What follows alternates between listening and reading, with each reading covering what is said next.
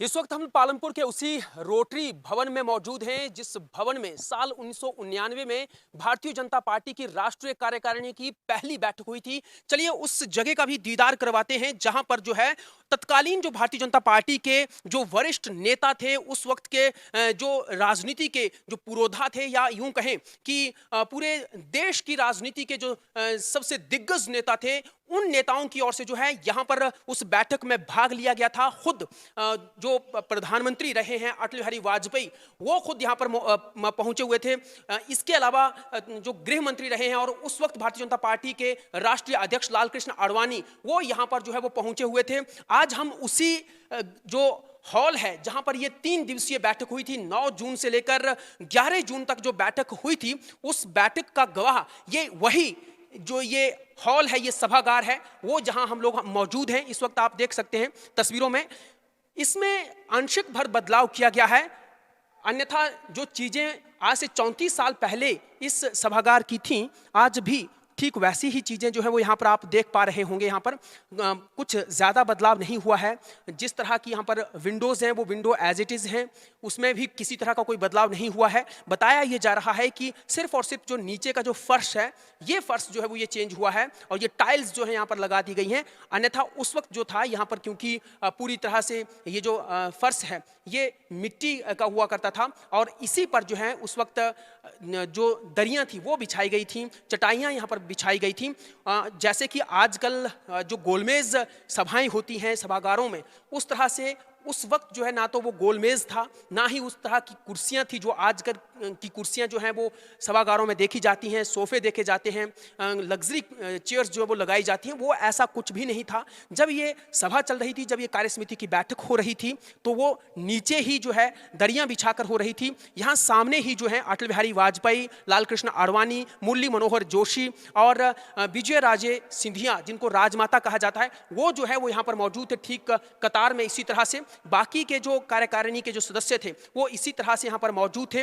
और उसी वक्त जो है जो 11 जून 1999 की जो बात कही जा रही है कि आखिर दिन, जब इस सभा का आखिर दिन था, कार्यसमिति की बैठक का आखिर दिन था, उस दिन जो है ये प्रस्ताव लाया गया था कि अब अयोध्या में जो है राम मंदिर का निर्माण किया जाएगा।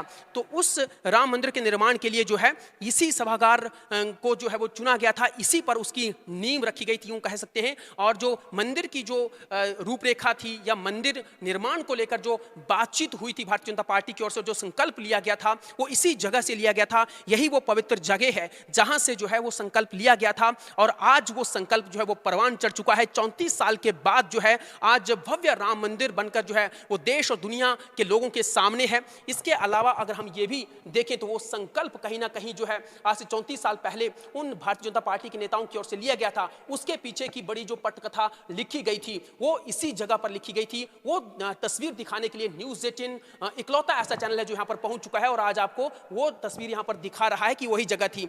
ठीक इस सभागार के साथ ही ये जो रसोई घर है, वहाँ पर रसोई बनाई जाती थी और 3 दिन तक ये जो नेता थे, भारतीय जनता पार्टी के जो बड़े नेता थे, दिग्गज नेता थे, वो यहाँ पर रहा करते थे, सभाएं किया करते थे और इसी किचन से जो है उनको खाना बनकर जो है वो तैयार होता था। 3 टाइम का खाना जो है वो यहाँ पर बनाया जाता था और यहाँ जितने भी उस वक्त कार्यसमिति के जो सदस्य थे, कार्यकारिणी के जो सदस्य थे, वो यहाँ पर जो है वो खाना खाया करते थे। खुद अटल बिहारी वाजपेयी, लाल कृष्ण आडवाणी, मुरली मनोहर जोशी, विजय राजे सिंधिया और बहुत सारे जो दिग्गज नेता थे वो यहाँ पर जो है वो मौजूद थे और यहीं पर जो है वो 3 दिवसीय पहली बैठक यहाँ पर हुई थी भारतीय जनता पार्टी की कार्यकारिणी की। और उसी बैठक में जो संकल्प लिया गया था वो राम मंदिर के निर्माण को लेकर लिया गया था और राम मंदिर निर्माण की जो पटकथा है, हम ये कह सकते हैं कि इसी जगह पर लिखी गई थी, इसी सभागार में लिखी गई थी और आज उसका मूर्त रूप देश ही नहीं बल्कि दुनिया देख रही है। तो कहीं ना कहीं आज इस क्षेत्र की, इस जगह की, इस सभागार की